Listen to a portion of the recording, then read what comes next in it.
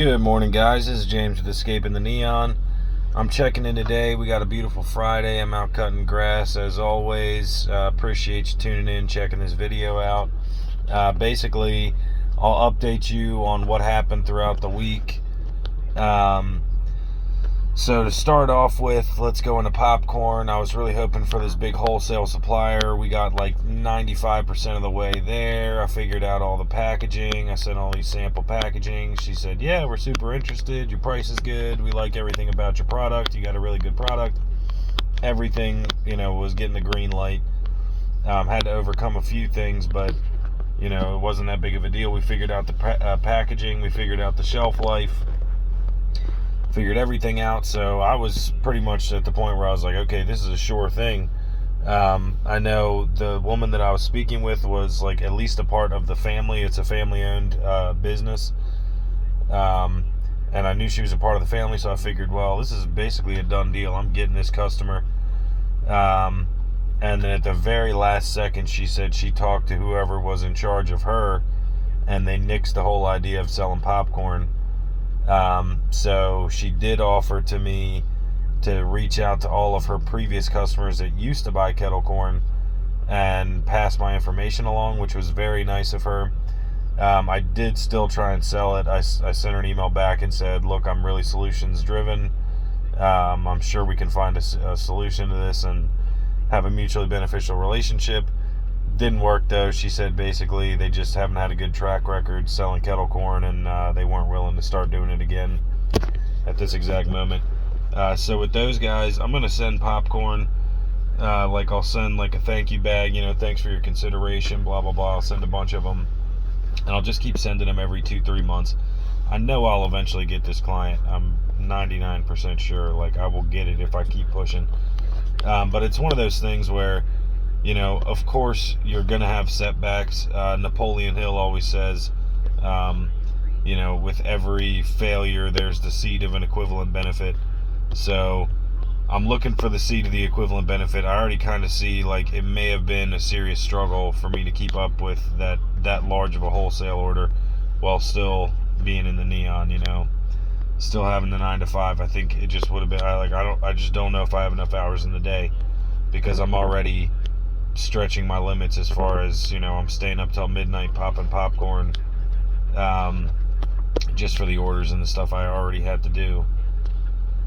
So maybe there's a blessing in there, since, I'm not ready to leave this job yet. So, like I said, seed of equivalent benefit in there somewhere. But yeah, it was rough because I was, banking on that customer, and I'm like, woo, buddy, we're taking off. This is going to be huge. But it's all good. We're taking off in a lot of other ways. Another thing that I hit heavy this week was my live streaming. So live streaming to Reddit, live streaming to Twitch, and then live streaming to YouTube here occasionally. And that's actually been going really well. So basically, I'm trying to build up my following on Reddit, Twitch, these live streaming platforms, in the hopes that, I can start accepting donations, selling bags of popcorn online. And I think that will go well. Like I said, basically every time I stream, I get 15 new followers on Reddit, maybe 2 or 3 on Twitch. And that's because I asked the people that are watching on Reddit to go follow me on Twitch. But I think it will kind of be a snowball effect. Once it catches on, it'll catch on nicely, basically. But I'm still learning to do manage my streams and all that type of stuff. I got my brother helping me with that. So I'm working on getting better with that, and my goal is to get right now I'm thinking maybe 5,000 followers, something like that. And then if I can get up to 5,000 followers, then I'm gonna do a 24-hour live stream pop. I'm gonna try and pop for 24 hours straight. So I'll try and make a thing of it, and hopefully get some interest in that, because I think it would be fun. It'd be kind of funny to watch me trying to pop for 24 hours straight. Be a ridiculous amount of popcorn, and who knows, maybe I'll donate it, to charity or something. So anyway, so I got that in the making. Another thing we worked on big time this week. So I got a nice camera to do these vlogs, to take product photos, and then to incorporate into my live streams. So I got some nice camera equipment. I got the laptop. So, I spent a good bit of money just getting ready and trying to get my online presence a little better. Another really good thing that we got going on, I know I talked about and I need to do a whole separate video on the coffee drop shipping, which I will do. But I'm super excited for this. We've had a crazy productive week with our coffee brand, our dropship coffee company. And basically what I did was I reached out to influencers in the niche that I'm in. I already got 3 pre-orders, and I sent out, I think, to 6 different influencers. I sent 2 samples a piece or something like that. And there's a couple influencers that for whatever reason have just kind of taken me under their wing and are really, really excited. They're bringing in other big time influencers in my niche and introducing me and just really giving me an awesome leg up. And I think it's going to be a really good launch day is basically the point. So I didn't do my own website. I made all the copy. I actually worked with one of my cousins, and she was really helpful with making the copy. I did maybe 90% of it, but she was really good at editing, and we have kind of a similar selling style. So I think moving forward, I'll definitely continue to keep working with her. But yeah, so she helped me with the copy for the coffee website. And then I got an actual website designer that I got off of Upwork. I got a web designer, and he's building the site. So we're hoping to be live, realistically, probably end of next week. I'd like it to be early next week, but doesn't really matter. We're, I still got to wait a couple days for the coffees to be sent out to the influencers, and then basically what I'm going to do is have them produce content and take pictures with their stuff and my coffee, and hope it gets some attention. Now, one of these influencer guys, I know I'm rambling about the coffee, but one of these guys tagged my profile, which only has three pictures on it, and just that alone ended up getting me 95 some odd followers, and then the 3 pre-orders. And that's just having one of my blends or one of my beans showing on the Instagram there. So yeah, I'm super excited. I think it'll be great. I got another side project that I'm working on as well that I'm really excited for, but I'm not even going to go into that right now. If this one works, then I'll do a whole separate video series on this. But I'm going to kind of keep that one close to my chest as of right now. But so we're doing really well. Oh, and we're also picking up supplies from one of our popcorn companies, and then the other popcorn company we're going to work with, we're picking up samples, and we should be starting to pop at their facility. So we have an FDA facility, and it'll be great, I hope.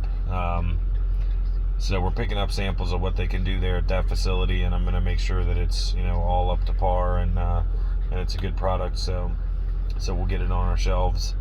But yeah, so super exciting. I mean, minor step back with losing that wholesale customer that I really thought was a done deal, but it's all a part of the process, and I'm honestly excited that it happened, because it's good to be able to document, I know I'm going to succeed. I really have a feeling that I'm going to be bringing in a ton of money here.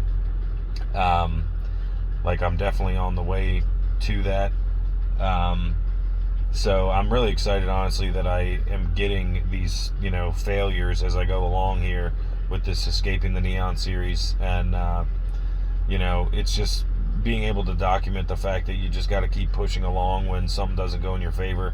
And I'm sure you come back to this video in a year, I'm going to, be 100 times further along than I am right now. And I'm still doing pretty good right now. So, just what I'm trying to say is basically keep on pushing when, things don't go in your favor. 9 times out of 10, you're probably going to get a no, but, you do it 100 times and you got 10 yeses. So, So, it's just keeping that mentality and keeping grinding, keep at it, and don't be afraid to get a no. Don't be afraid to get rejected. And if you do get rejected, don't be afraid to push back and say, why did I get rejected and what can I do to change it? Obviously, respectfully, diplomatically. But, again, I stress this all the time, but confidence is absolute key. Absolutely key. Like, you have to be confident in yourself. I know that's cliche of like, you got to have faith in yourself before you can have faith in anybody else. But I mean, that's probably like the base principle for any success that I've already generated, is just confidence that I can actually get it together and do it. When, a lot of people, I think, just don't have that self-confidence. Like, everybody I talk to has big ideas and big things they want to do, but only like, half of 1% is actually doing anything about it and actually chasing after a dream. So again, I think it's really just a confidence factor. If you're confident that you'll be able to achieve it, eventually you'll probably achieve it, because that's just the way the universe works. I can't explain it, and I don't want to really get deep and super philosophical in this video, but that's just the way it works. If you want it badly enough and you keep it locked in your brain, and that's basically the reality you decide to create for yourself, something about the way the world works, it just opens up to you and becomes a reality eventually. Some things that I've dreamed about, they've become a reality like, 10 years later. And it's funny because sometimes I'll be doing something and it will just dawn on me like, holy shit, I wanted to do this like 10 years ago. This is exactly what I dreamed about, and here I am doing it right now. And, it's just beautiful to witness, honestly. And I'm just super grateful for that. And it's worked religiously for me for a long time. So anyway, that's basically what's going on. We got a random Facebook thing. Somebody was searching on this community Facebook page for the kettle corn guy that used to sell at the farmers markets, which of course was me. And they had this big movie night where they have like 200 people going to this one, and then they said they have 3 more last Friday of the next 3 months. And they said for those they'll have anywhere between like 400 and 600 people. And you assume for a movie night, a good percentage of those people are going to want to buy popcorn. Excuse me. So that's going to be a really, should be a nice little chunk of income for us there. And we don't normally sell on Friday, so that's definitely exciting. So we'll do our Friday movie night this weekend, and then we got our Saturday farmers market. And then there is also a Sunday farmers market that I've been invited to, so I'll see what my leftover popcorn situation is looking like. I really, as much as I hate to say it, I kind of need at least one day a week off. I have been grinding super hard, but there's also this huge part of my mentality that's like, dude, there's money sitting on the table. Just spend 5 hours of your Sunday and sell the damn popcorn and make the money, because I'm not going to be able to pursue these other ideas and these other passions if I don't have the money to back it up. And I know this video is running a little long, but I'm going to go into that real quick. I know I mentioned this on another video, but I want to bring this up again, and that's basically the way that I'm doing this is I'm starting extremely low barrier to entry businesses. And for me, that's been popcorn, the drop shipping coffee. I got my real estate license, so doing real estate, super low barrier to entry. And basically trying to find ways to increase my worth per hour. So, if I do the math, I did, let's say Thursday night, I did 100 bags in 3 hours. And, that's $600 at, obviously not including the cost of materials. But let's just say it's $500. That's a way better hourly salary than I'm making in the Neon. If I could do that for 8 hours a day, every day, I'd be doing pretty damn well. But it's just things like that, finding ways to increase your hourly value if you are an hourly employee, and finding ways to add additional money in your pocket that you didn't have before, and then not spending that money on stupid shit and blowing it. Take that money and invest it back in yourself, invest it back in the business, invest it back in equipment you need to succeed.